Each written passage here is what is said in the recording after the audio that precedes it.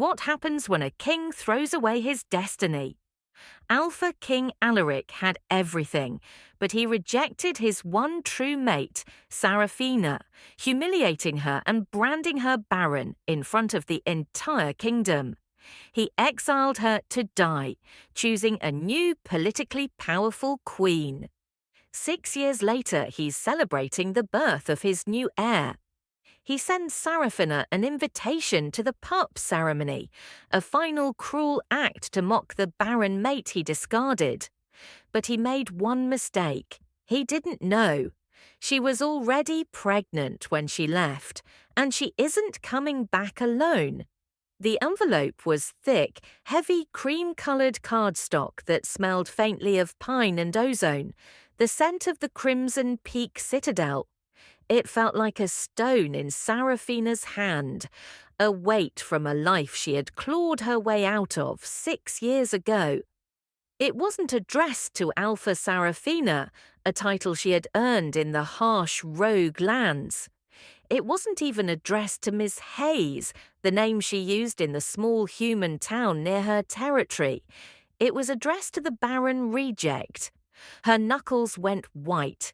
Even without opening it, she knew who it was from. Only one person was so cruel, so arrogant, as to send a letter across a continent just to land a blow. Mama! Seraphina's posture softened instantly. She dropped the letter on the rustic wooden table of her cabin as if it were burning and turned. Kyle, her eldest, by 3 minutes, stood in the doorway, rubbing sleep from his eyes. At only 5 years old, he was already tall for his age, with a shock of unruly jet-black hair and a jawline that was a miniature echo of him. "I'm here, baby," she murmured, brushing his hair back. "Go back to bed. It's not morning yet." "Gideon kicked me again," he grumbled, but his eyes were fixed on the letter. "What's that?" "Nothing, Kyle. Just junk." He didn't look convinced. His eyes, those impossible fiery amber eyes, narrowed, the unmistakable damning eyes of the Vulov royal bloodline. "It smells bad," he said, wrinkling his nose. "It smells like him." Seraphina's blood chilled. Her sons had never met Alaric. She had never even told them his name, but the blood knew, the magic that bound them. The alpha quad bond that was unheard of in 1,000 years knew its origin. She tucked Kyle back into the small room he shared with his 3 identical brothers, Gideon, Ree, and Malachi, and returned to the kitchen. Her hand trembled as she broke the golden wax seal embossed with the wolf and crown of the Vulov kingdom. "You are hereby commanded by royal decree to attend the naming ceremony of His Royal Highness Prince Victor Vulov, firstborn son and true heir to the throne, born of His Majesty Alpha King Alaric Vulov, and Her Majesty Queen Isabella Vulov. Your presence is requested to bear witness to the glorious continuation of the royal line, a blessing the moon goddess bestows only upon the worthy. It was a command, a summons. But the line at the bottom, scrolled in all Alaric's sharp, aggressive handwriting, was the real message. Come and see what a real family looks like, Seraphina. See the son a true queen gave me and reflect on your own failure. She sank into a chair, the memory hitting her like a physical blow, as fresh and raw as the day it happened. 6 years ago, the Great Hall. She was 20 years old, terrified, and so in love she felt she might burst. The moon goddess had blessed her, a low-born daughter of the small Riverbend pack, as the true mate to the new Alpha King, Alaric Vulov. He had been so charming, so powerful, but the charm had faded after the mating ceremony. He was cold, distant. He needed an heir fast to solidify his rule. And after 6 months she was still not pregnant. He had summoned her to the throne room. It was full. All the pack alphas were there. Lord Andrew Davis, Lady Charlotte Blackwood, her daughter Isabella, Seraphina Hayes. All Alaric's voice boomed, devoid of any warmth. Dr. Michael Peterson, he called the royal physician a weasel of a man, stepped forward holding a scroll. My king. Dr. Peterson began not looking at her. I have completed the examination. The Luna, she is barren. The word barren echoed in the dead silence. It was a death sentence. A luna's worth was in her womb. A faulty mate, Lady Blackwood whispered loud enough for all to hear. Isabella, standing beside her, looked at Seraphina with a cruel, satisfied smirk. Seraphina had grabbed all Alaric's arm. No, all Alaric. No, it's a lie. I feel we are mates. He had looked at her hand on his arm with pure disgust, as if she was something unclean, and violently shook her off. A barren mate is no mate, he declared, his voice freezing her to the core. She is a curse from the goddess. I, Alpha King Alaric Vulov, reject you. Seraphina Hayes as my mate and my Luna. The bond didn't just break, it shattered. The pain was a living thing, a white-hot knife in her soul that ripped a scream from her lungs. She had collapsed, clutching her stomach as the court looked on. Guards, Alaric had commanded, remove this failure from my sight. She is exiled. If she is ever seen in the Vulov territories again, she is to be killed on sight. They had dragged her out past the smirking face of Isabella Blackwood, who was already sliding her hand into the crook of Alaric's arm. What Alaric didn't know, what she had barely known, was that her nausea that morning wasn't from nerves. The Barren diagnosis wasn't just a lie, it was a catastrophic one. She had been 6 weeks pregnant with his 4 alpha heirs, present day the cabin. Seraphina stared at the invitation. Come and see what a real family looks like. He wanted to mock her. He wanted to parade his new queen and his single poultry son in front of the barren reject to prove his rightness, to complete her humiliation. He had no idea what he was inviting into his home. For 6 years, she had lived in hiding, protected by the small but fierce Rogue Pack. She had built the Willow Creek Pack. She had trained. She had hunted. She had raised 4 of the most powerful alpha pups the world had ever seen, teaching them to shield their scent, to control their Nent power, to be better men than their father. A reflection of failure, she whispered, a dangerous cold smile spreading across her face. Oh, Alaric, she said to the empty room, you want to see what the goddess bestows on the worthy? She picked up the invitation. You want to mock me? She stood up and walked to the small bedroom. Kyle, Gideon, Ree and Malachi were sleeping in a tangle of limbs, a miniature pile of alpha power, 4 identical faces, 4 mops of black hair, 4 sets of royal amber eyes. You want to see my failure? She whispered, brushing a hand over Malachi's head. Fine, we'll attend your little party. Let's see who's mocking whom when the day is done. Seraphina couldn't walk into the Crimson Peak Citadel alone. All Alaric's arrogance was his weakness, but his kingdom's army was very real. She was an alpha, but she was one wolf against 1,000. She needed an ally. She left her sons in the care of her beta, a fierce woman named Clara Ara, and made the 2-day journey to the Stone River territory. Its alpha was a man she hadn't seen in 6 years. A man who had also been in the throne room that day, Alpha Julian Thorne. Julian was Alaric's rival in all things, in territory, in wealth, and in ideology. Where Alaric was a tyrant who ruled by fear, Julian was a diplomat who led with respect. He had been the only one in the great hall that day whose face had shown not contempt, but pity and anger. She found him in his study. He looked older. The lines around his eyes were deeper, but his steady grey gaze was the same. "Seraphina," he breathed, standing so fast his chair toppled over. He didn't move to hug her. The protocols were too ingrained. "By the goddess, we all thought you were dead." "Not dead, Julian, just busy," she said, her voice dry. She laid the invitation on his desk. He read it, and his handsome face contorted in disgust. "He is a monster to send this to you, even if he thought you were just a packless omega. This is beyond cruel. He wants to gloat." "He does," Seraphina agreed, "which is why I'm going to accept." Julian stared at her.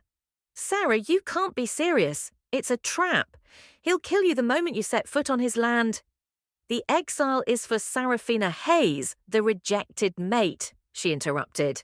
"I am Alpha Seraphina of Willow Creek. He commanded my presence.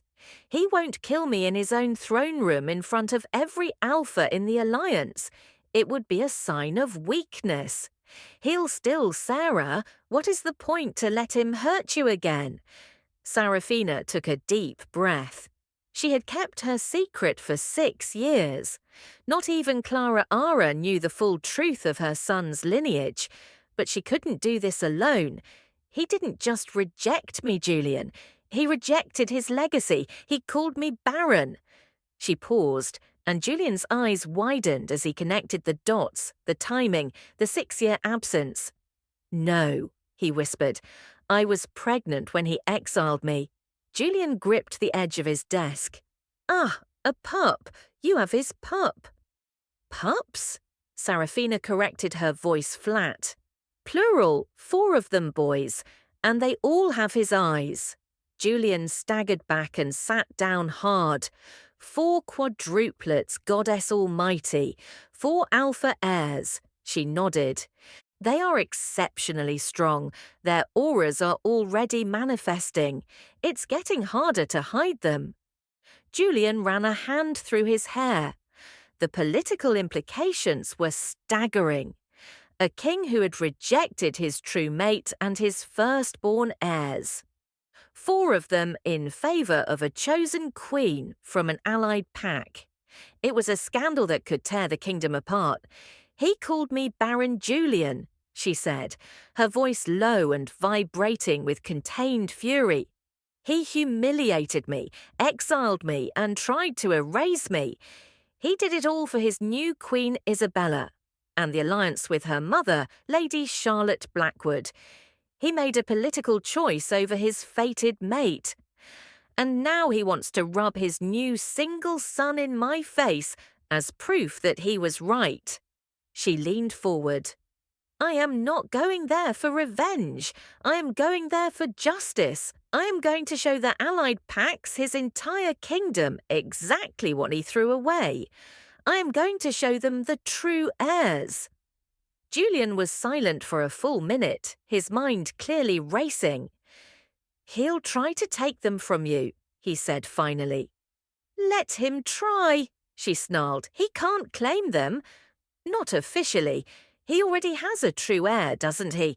To acknowledge my sons would be to admit he was wrong, to admit he was tricked, to admit his entire marriage to Isabella is a political sham built on a lie. His pride will never allow it." "So, what is your plan?" Julian asked. "You walk in, show them the boys, and walk out." "I walk in," Sarah corrected. "I show them the boys, and I watch his world burn down around him. I watch him realize that the Barren reject holds the entire future of the Vulov line in her hands. And then I walk out." Julian looked at her, a new respect dawning in his eyes. The broken girl from the throne room was gone. In her place was a queen.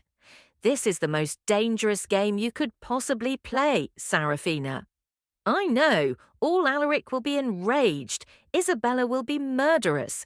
Her mother, Lady Blackwood, will see her entire family's political power threatened. They will try to kill you and the boys. Which is why, Seraphina said, meeting his gaze steadily, I am asking you to come with me as my ally. As an official envoy from the Stone River Pack, escorting the Alpha of Willow Creek, they won't dare attack me if I am under your protection. Not on their holy day. Julian stared at the invitation, then at Seraphina. He thought of all Alaric's tyrannical rule, the heavy taxes, the cruel punishments for minor infractions. He thought of the man who had stolen his own childhood sweetheart, Isabella, only to be a cold and ruthless king. Wait, no, Isabella was Alaric's choice, not Julian's. Let's scrap that. Julian's motivation is justice, not a love triangle. He thought of all Alaric's tyranny. This was a chance to introduce a check on all Alaric's power, a chance to see true justice done. He won't just be enraged, Julian said slowly, a grim smile touching his lips. He will be ruined, and I, for one, would very much like to be there to see it. He stood up and offered his hand. Alpha Seraphina, it would be my honor to escort you and your heirs to the Crimson Peak. She took his hand, and for the first time in 6 years, she felt a flicker of something other than survival. She felt hope. The Crimson Peak Citadel loomed over the valley, a fortress of dark grey stone that seemed to drink the sunlight. Seraphina had forgotten how much it oppressed the landscape, how much it had oppressed her. She sat in a carriage compliments of Alpha Julian, her 4 sons, sitting opposite her. They were dressed in fine matching tunics of deep emerald green, the colour of Julian's Stone River Pack, but with a silver willow leaf clasp at their throats. Her own pack sigil. They looked like little princes. Cale the warrior was staring out the window, his jaw set. Gideon the thinker was quietly cataloguing every guard they passed. Ree the diplomat was nervously smoothing his tunic, and Malachi the wild one was bouncing his leg, his amber eyes bright with a dangerous mix of excitement and mischief. Remember the plan, Seraphina said softly, drawing all 4 gazes. Do not speak unless spoken to, Gideon recited. Do not flare our smell, Ree added, meaning their auras. Don't shift even if the mean lady is mean, Malachi pouted, and Gorsakyle finished his voice a low growl that was startling in a 5-year-old. Stay next to Mama, protect Mama. Seraphina's heart ached with love. That's right, no matter what happens, no matter what anyone says, we stand together. We are a pack, understand? Yes, Mama, they chorused. The carriage rolled to a stop. Alpha Julian, already waiting in the courtyard, opened the door. He was magnificent in his own dress uniform, projecting an aura of calm, unshakable power. They're in the Great Hall, he said softly, helping her down. The ceremony has already begun. Our timing is perfect. The guards at the main doormen from the Vulov Royal Guard moved to block them. The ceremony is sealed Alpha Thorn. No one else. Julian simply raised an eyebrow. I am escorting Alpha Seraphina of Willow Creek. She is here at the personal and written command of your king. Will you be the one to tell him you defied his decree? The guards paled and stepped aside. The massive oak doors of the great hall swung open. The room was packed. Every alpha and beta of note was there, hundreds of them, all facing the raised dais. And on that dais, King Alaric Volkov stood tall and imposing a golden circlet on his black hair. He looked just as she remembered, achingly handsome, powerful and cold, as glacial ice. Beside him in a chair that was clearly meant to be a throne, sat Queen Isabella. She was beautiful, dressed in crimson, and held a bundle of white blankets in her arms. She was beaming with smug, triumphant pride. Alaric was in the middle of a speech, a celebration of true lineage, a celebration of strength. For too long this pack has waited for a worthy heir. The moon goddess has looked past mistakes, past failures. His gaze swept the room, and he seemed to be looking for someone. He was looking for her. He was about to use her as a prop, and she has blessed a true union. She has blessed my Queen Isabella, and she has given us a son. A son, he boomed, to carry on the Volkov name, my son, Prince Victor. He raised his glass to the continuation of the line, free of weakness, free of... His voice trailed off. His eyes had found the entrance. The entire hall following his gaze turned. A collective audible gasp filled the room. Seraphina stood in the doorway, framed by the light. She was not the weeping broken girl they remembered. Her hair was longer, wilder. She was dressed in the severe practical black leather of a rogue Alpha Stark, and menacing against the opulent silks and velvicum in the room.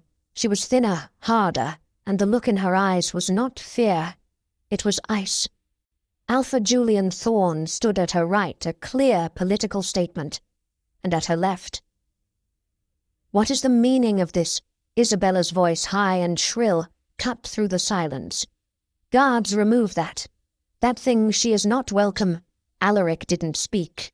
He was staring at Seraphina, then down at the 4 small children who had moved to flank her 2 on each side. 4 small boys, 4 mops of identical black hair, 4 small, defiant faces that were a perfect miniature copy of his own. Seraphina.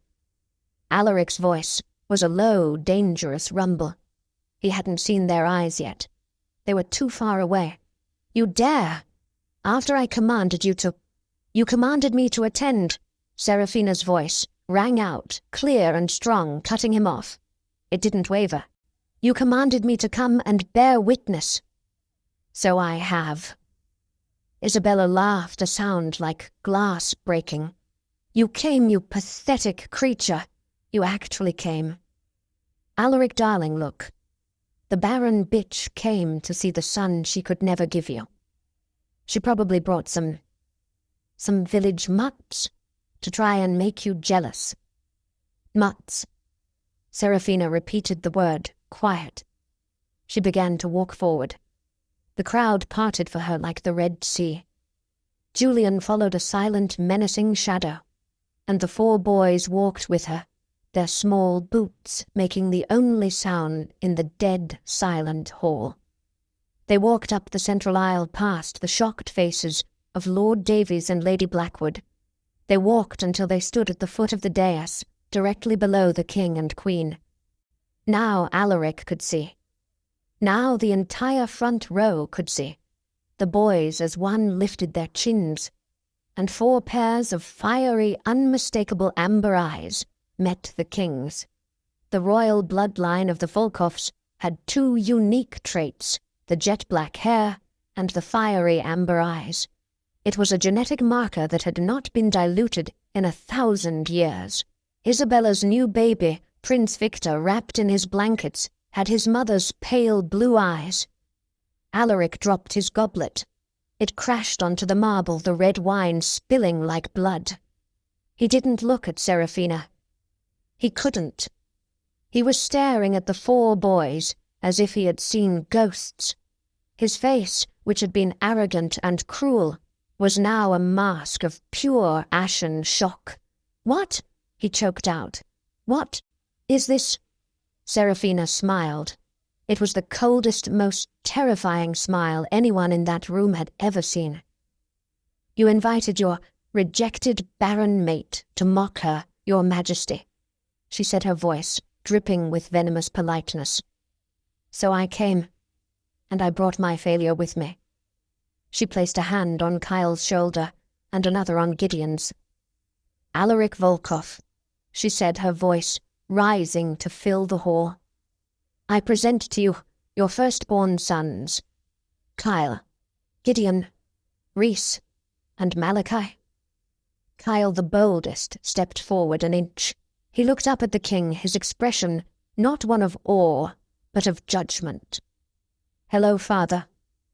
The word father echoed like a gunshot. Isabella shrieked, a hand flying to her mouth. Alaric staggered back a step, as if he had been physically struck. The kingdom had just shattered. The great hall was so quiet you could hear the frantic pounding of Isabella's heart. She had scrambled to her feet, clutching her own pale-eyed son so tightly, the baby began to wail a thin, reedy sound that was instantly drowned by the suffocating silence. "Lies!" Isabella shrieked, her voice cracking. "It's a trick. She's a witch. She found some brats and enchanted them. They're not. They can't be." Alaric was frozen, his mind a roaring void. He was locked in a staring contest with 4 miniature versions of himself. The amber eyes, goddess the eyes. They were his eyes. They were his father's eyes. They're impossible," he whispered. "Are they?" Seraphina's voice was dangerously calm. 9 months, Alaric. That's all it takes. You exiled me in the spring. They were born in the deep winter. You can count, can't you? But, Barren, he stammered, turning his head as if searching for an answer. "Dr. Peterson, he said you were Barren." "Yes, he did." Seraphina agreed, her gaze sweeping the crowd until it landed on a small, sweating man in healer's robes cowering near the back. "Dr. Michael Peterson, tell me, doctor, how did you determine my condition? Was it a medical marvel, or was it a command performance?" All eyes turned to Dr. Peterson. The weasel of a man looked like he was about to faint. He glanced desperately at Queen Isabella, then at her mother, Lady Charlotte Blackwood. "Speak, man!" Lord Davies boomed from the crowd, his face grim. He was a practical alpha, and he saw the stability of the kingdom imploding. I, Peterson stammered. "He's a liar," Isabella screamed, pointing a shaking finger at the doctor. "He told us she was barren. He must have misdiagnosed. He's incompetent. Seize him." "Yes," Lady Blackwood echoed, rising from her seat. "A terrible, incompetent mistake. This changes nothing. The king has a true heir, born of his wedded queen." "A mistake?" Seraphina asked, her voice soft. "It didn't seem like a mistake 6 years ago. It seemed very precise, very convenient." "Seize her!" Isabella shrieked at the guards. "She is exiled. Her presence is treason. Kill her and her monsters." The royal guards took a hesitant step forward, but were met by the solid wall of Alpha Julian Thorne. "She is Alpha Seraphina of Willow Creek." Julian stated, his voice a low growl that promised violence. "She's my guest here at your king's written command. You will not touch her." "But, Alaric," Isabella turned to the king, her face a mask of desperate, ugly rage. "Darling, are you going to let this bitch walk in here and tell these filthy lies? Tell them she's nothing. Tell them Victor is your heir." Alaric was still staring at the boys. The mate bond, which he had so brutally severed, was screaming. It wasn't dead. It had just been buried under the agony of rejection. But now, seeing her seeing them, it was a phantom limb, aching with a pain that was more than physical. The blood was roaring in his ears, the smell in the room. It was all wrong. Seraphina's scent was still there, wild and free, like storms and winter roses. But under it, the scent of his 4 sons. It wasn't just his blood. It was alpha blood. Pure royal alpha blood. Multiplied by 4. He looked at the small, wailing bundle in Isabella's arms. He had been so proud, so relieved. But now he looked at the boy's pale blue eyes, at his soft, rounded features. He looked nothing like Alaric. He looked a great deal like Isabella's personal guard, Captain James, who was standing just behind her throne, his face pale and his eyes darting to the exits. A new, colder, more terrifying dread began to creep into Alaric's mind, a dread that eclipsed everything else. "Sarah," he whispered, his voice hoarse. He finally looked at her, and the sight of her strong and beautiful and filled with a righteous fury broke something in him. "Sarah, what did they do?" "They lied, Alaric," she said simply. "And you were all too happy to believe them." "No." Dr. Peterson suddenly shrieked, falling to his knees as two of Julian's guards grabbed him. "No, it wasn't my fault. I didn't want to." "What?" Alaric roared, rounding on him. "It was her," Peterson screamed, pointing a shaking finger directly at Queen Isabella. "It was Lady Isabella before she was queen. She came to me. She said the king wanted the alliance with the Blackwood pack. She said Seraphina was in the way. She demanded I fake the report. The hall erupted. Liar!" Isabella shrieked. "Filthy liar! I am not—" Peterson was sobbing now, tears of terror streaming down his face. She threatened my family, my daughter. She said if I didn't, Lady Blackwood's men would. And she gave me poison. She told me to make Seraphina barren, to poison her womb, so she could never. A wave of nausea hit Seraphina. She hadn't known that part. She put a protective hand on her sons' heads. "But I couldn't," Peterson wailed. "I swear to the goddess, I just faked the report. I told Lady Isabella the poison had worked, but I never gave it to her. I just told the king she was barren. I didn't know. I didn't know she was already. Goddess, I didn't know." The confession hung in the air, damning and complete. Isabella was silent. Her face was bleach white. She had been caught. Utterly, Alaric turned his movements, slow, robotic. He looked at Isabella, the woman he had chosen, the woman he had made his queen, the mother of his heir. "Isabella," he said, and his voice was terrifyingly quiet. "You did this." "Alaric," she began, her voice trying for seductive, for pleading. "Alaric, baby, listen to me. It was for you. It was for the kingdom. She was a weak lowborn. She wasn't worthy of you. I am worthy. I gave you a son. We have a son."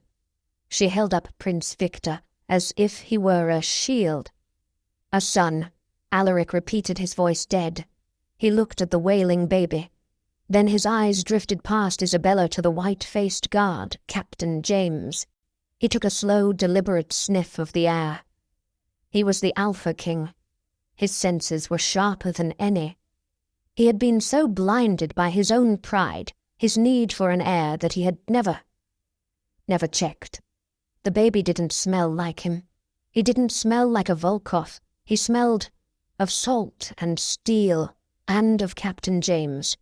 The entire world tilted. The blood drained from Alaric's face. The betrayal was so absolute, so profound, it was almost comical. He hadn't just been tricked by his queen. He hadn't just rejected his true mate. He hadn't just exiled his 4 true-blood alpha heirs. He had done it all, for another man's child. He threw back his head and roared. It was not a roar of power. It was a sound of pure, unadulterated agony, of a soul being ripped in two. The sound vibrated. The stones shattered the windows and made every wolf in the room, including his 4 sons, drop to a crouch in submission. Every wolf, except Seraphina. She stood tall, unbowed, her hands on her sons' shoulders, as the king's world, which he had built on lies and arrogance, came crashing down in ruins around him. The echoes of Alaric's roar faded, leaving a ringing, terrified silence. His amber eyes, no longer just fiery, were burning with a madness that terrified everyone in the room. He was a king on the edge of his own sanity. "Guards!" He whispered, his voice a raw rasp. This time the guards didn't hesitate. "Take the doctor. To the dungeons. Take Lady Blackwood. To the dungeons. Lady Charlotte." Blackwood, who had been trying to shrink into her seat, let out a squawk of protest as she was hauled to her feet. "You can't the Alliance. The Alliance is broken," Alaric snarled. His gaze returned to the dais, to Isabella, who was now trembling her face, a mask of pure terror. She had backed up against the throne, holding the wailing baby. "And you," Alaric said, his voice dropping. "You filth!" He advanced on her. Captain James the Guard made a fatal mistake. Driven by some latent honor or sheer panic, he drew his sword and stepped in front of his queen. "My king, please." Alaric didn't even slow down. His hand shot out, grabbing the guard by the throat.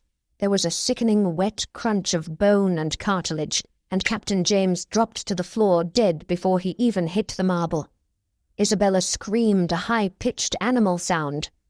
Alaric turned to her. He didn't touch her. He just looked at her, and then at the child.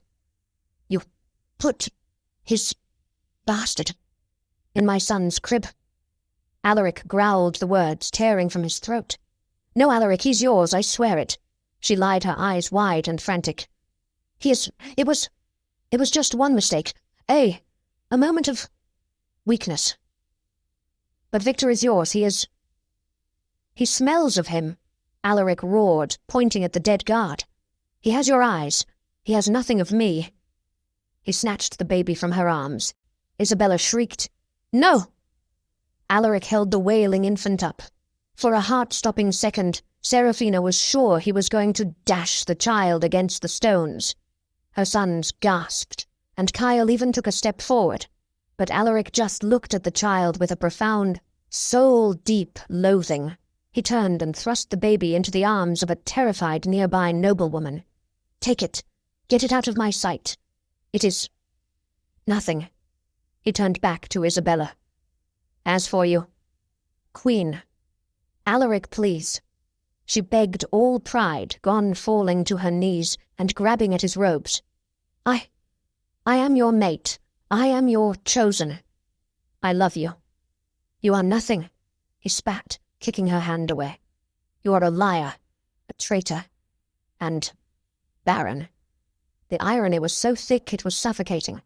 He had rejected his true fertile mate for a barren, deceitful one. "Guards!" he bellowed. "Take this creature to the dungeons. She will await public trial for treason, for adultery, for the attempted murder of my... His voice broke. He couldn't finish. He couldn't look at Seraphina. As Isabella was dragged away, screaming and cursing Seraphina's name, Alaric was left standing in the wreckage of his life. The throne room was a disaster. A dead body lay on the floor. His kingdom was in an uproar. His heir was a bastard. His queen was a traitor. And at the foot of the dais stood the woman he had thrown away, the woman who held his entire future. He slowly, agonizingly turned to face her. The rage was gone. The madness was gone. All that was left was a hollow, empty void. He looked at Seraphina, and it was as if he was seeing her for the first time. The strength in her spine, the fire in her eyes which now outshone his own, the love and protection she showered on the 4 boys. His boys. The mate bond, which had been a dull ache, flared to life, a desperate screaming plea for reunification. He had been a fool, a monster, an arrogant, blind fool. "Seraphina," he whispered. His voice cracked. He took a step down from the dais. And another. He was the king. But he fell to his knees before her. he Alpha King Alaric Volkov knelt in the blood wine of his own arrogance before the entire court at the feet of the Barren reject he had exiled, Syrah. He choked out tears he hadn't shed since childhood streaming down his face. "Please, I did not know. I was blinded. By pride. By her." He gestured to the door where Isabella had been dragged. "I was a monster. I know that. I threw away the greatest gift the goddess ever gave me. I threw away you." He looked at the 4 boys who were staring at him with a mixture of fear, curiosity, and Kyle's unyielding anger. My sons," he breathed. "My heirs. My true heirs." He looked back at Seraphina, his eyes a raw, open wound of pleading. "Come back, Sarah. Please come back. The rejection. We can fix it. I will re-proclaim you. We can perform the ritual anew. I will make you my queen. My true queen. We can be a family. Our family." The entire kingdom held its breath. This was it. The ultimate story. The rejected mate vindicated. The king penitent. The family restored. All the alphas, even Julian, looked at Seraphina, expecting her to weep, to fall into his arms, to accept the crown she had always deserved. But Seraphina didn't move. Seraphina looked down at the king, kneeling at her feet. She saw his tears. She heard his promises. She felt the desperate, frantic pull of the damaged mate bond, begging her to say yes, to forgive, to heal the rift and make them whole. 6 years ago she would have died for this. 5 years ago she would have wept with relief. Even 1 year ago she might have considered it for her sons. But standing here in the rubble of his making, she felt nothing but a cold, hard pity. She looked at his bowed head, then at her 4 sons. Kyle was glaring at Alaric, his small fists clenched. Gideon was watching Alaric with a chillingly analytical expression, as if he were a bug under glass. Rhys looked sad, his lower lip trembling, not for the father he never knew, but for the pain his mother was in. And Malachi? Malachi just looked bored and confused. These were her boys, her pack, her family. A family. Seraphina's voice was quiet, but it cut through the hall. Alaric looked up, hope warring with fear in his amber eyes. You stand there," she said, her voice shaking not with tears, but with a deeply buried rage. "In a room, soiled by your choices. A man lies dead at your feet. Your chosen is in the dungeon. Your bastard heir is wherever. And you kneel in the mess you made. And you dare to speak to me of family. Sarah, please," he begged. I will atone. I will spend the rest of my life." "You don't even know what you're asking," she interrupted, her voice gaining strength. You think you can just say, 'Sorry,' and I will. What forget? Forget the humiliation. Forget the exile." She took a step back, pulling her sons with her. "Forget the 6 years I spent not as a queen, but as a rogue, hiding in the mud, hunting my own food, terrified every single day that your patrols would find me, that your men would kill me or worse." Her voice cracked. "Do you know what it's like to give birth alone on a dirt floor in a freezing cabin, to give birth to four children, screaming in agony, convinced you're dying with no one to help you, no one to even hold your hand?" Alaric flinched, as if she had physically struck him. I didn't know, you didn't know," she roared, and the alpha power in her voice, her alpha power not his, slammed into him, making him recoil. "You didn't know because you didn't care. You didn't bother to look. You didn't question the Barren diagnosis from a weasel of a man because it suited you. It suited your ambition. It suited your alliance with the Blackwoods. She was crying now, hot angry tears she had refused to shed for 6 years. You didn't just reject me, Alaric. You rejected them. She pointed to her sons. You sentenced your own blood, your heirs, to death by exile. What if we had died? What if I hadn't been strong enough? What if a rival pack had found us? Would you even have mourned? Yes, goddess, yes, he cried. Liar, she spat. You would have toasted your true heir and called me a mistake the goddess was right to erase. You would have mocked my memory, just as you tried to mock me with this invitation. She ripped the golden invitation from her tunic and threw it at his face. It fluttered to the ground between them. You don't want a family, Alaric. You want absolution. You want your heirs back. You want to fix your image. You're not sorry you did it. You're just sorry you got caught. No. He scrambled forward on his knees, trying to grab her hand. Kyle, in a flash, stepped in front of his mother and kicked the king's hand away. Don't touch our mother. Kyle snarled his small face, a mask of royal fury. For a second, his amber eyes seemed to glow, and a nascent, powerful alpha aura flared from him, pushing Alaric back. Alaric stared at his 5-year-old son, who was protecting his mother from him. The reality of his failure, his true failure, hit him. He hadn't just lost his kingdom or his queen. He had lost them. He had lost the right to even know them. Seraphina put a calming hand on Kyle's shoulder, pulling him back. She looked at Alaric, her face now calm, the tears gone. The storm had passed. We are not yours to reclaim, Alaric. You severed the bond. You made your choice. You chose power over fated love. You chose Isabella. She said the name like a curse. I am your mate. He whispered a broken, desperate last plea. No. Seraphina said, her voice final. You were. But the goddess gave me a choice. To stay bound to the monster who rejected me, or to bind myself to the new pack she gave me. To my sons. She turned her back on him. She turned her back on the king. Julian, she called. Alpha Julian Thorne, who had been watching this all with a grim, profound respect, stepped forward.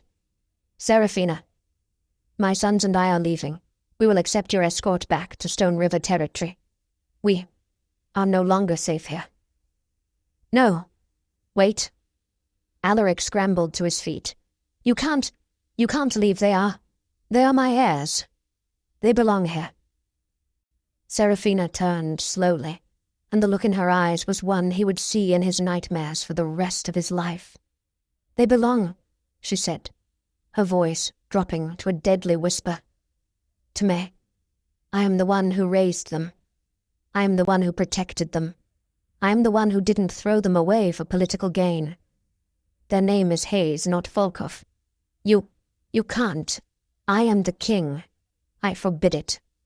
You are a king, Seraphina corrected, with no queen, and, as of this moment, no heirs. She turned to the assembled alphas, Lord Davies, the other leaders. They were all watching, their faces grim. You all bore witness today, Seraphina called out. You saw the truth. You saw a king who was duped by a simple lie because his ego wished it to be true. You saw him reject the goddess's gift. You see him now, a king with a bastard's child, a dead guard, and a kingdom in chaos. She pulled her 4 sons close. And you see these boys, the true blood of the Volkov line. But this blood will not be raised by a man who breaks bonds, who mocks the weak, who rules by fear. She looked at Alaric one last time. You wanted to mock me, Alaric, fine. Here is my mockery. You can keep this cold, empty stone fortress. You can keep your broken throne. I I have everything I need." She turned, and with Alpha Julian on one side, and her 4 small, powerful sons flanking her, she began to walk. "Stop her!" Alaric screamed at his guards. "Stop them! That is my blood, my property." The guards hesitated, looking from their broken king to the powerful united front of Seraphina and Alpha Julian. "Touch them." Julian's voice was a low promise. "And Stone River declares war on Crimson Peak before the sun sets. A war. Alpha King, you are in no position to fight." Alaric stopped her. He was trapped.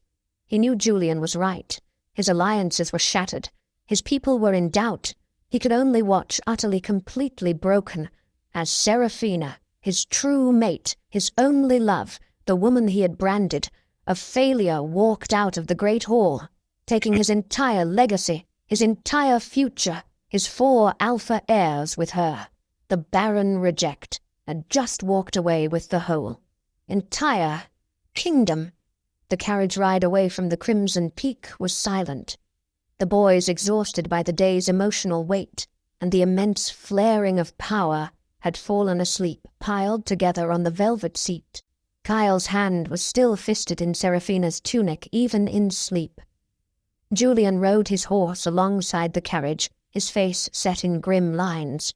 Seraphina watched the dark, oppressive silhouette of the citadel fade into the twilight.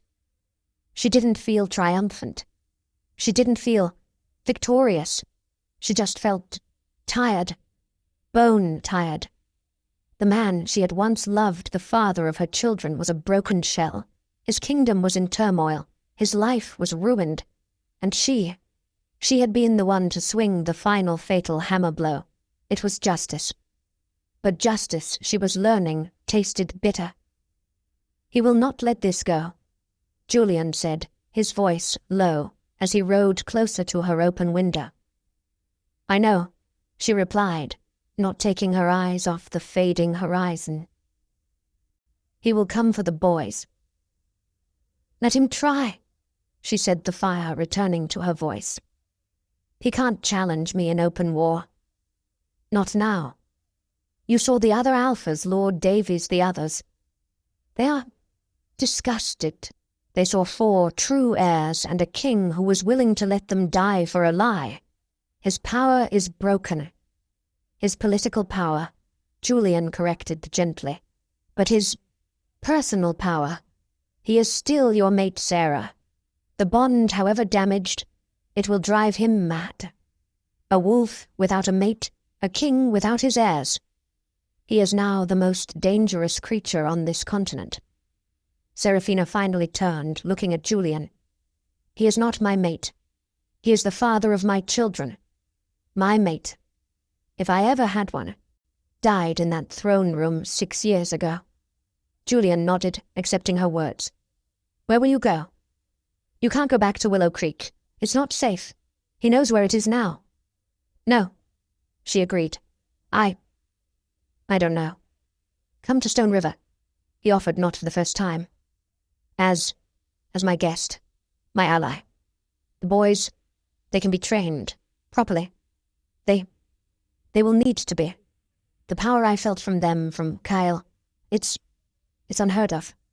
They will need a strong alpha to guide them. They have one," Seraphina said, instantly, her eyes flashing. "I know," Julian said, raising a hand in peace.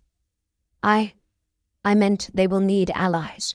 They will need a pack, a large pack, that can protect them as they grow. Stone River offers that."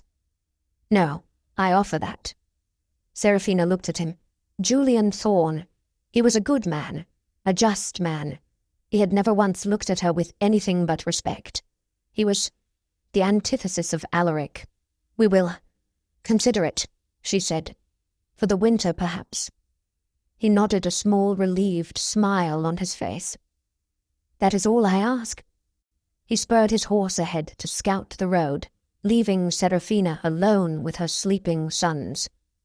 She looked at Kyle, her little warrior, at Gideon, her little scholar, at Reese, her little peacemaker, and at Malachi her little whirlwind. They were the Volkov legacy. But they would be raised with the heart of a Hayes. They would be raised by her. She didn't know what the future held. Alaric was a shadow that would loom over them for the rest of their lives. There would be more battles, more challenges. He would undoubtedly try to reclaim his sons, try to reclaim her.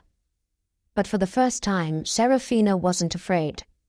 She had faced her demon. She had walked into the heart of her own humiliation and had burned it to the ground. She had taken his mockery and turned it into his ruin. She was no one's reject.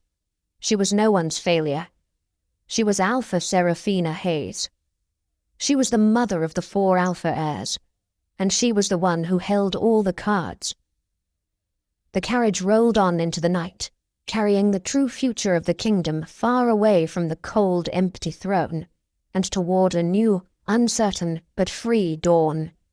The king is broken, the queen is in chains, and Seraphina the barren reject has walked away with the entire future of the kingdom. But do you really think Alaric will let her go? Do you think a king, a mate, so thoroughly ruined will just give up?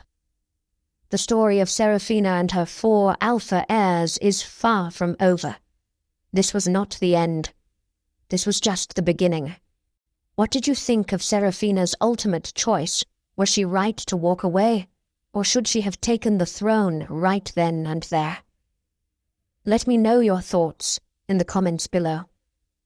If you loved this story of drama twists and sweet, cold revenge, please like this video and share it with another werewolf romance fan. And if you want to hear what happens next, if you want to know what Alaric does when he comes to reclaim his sons, make sure you subscribe and hit that notification bell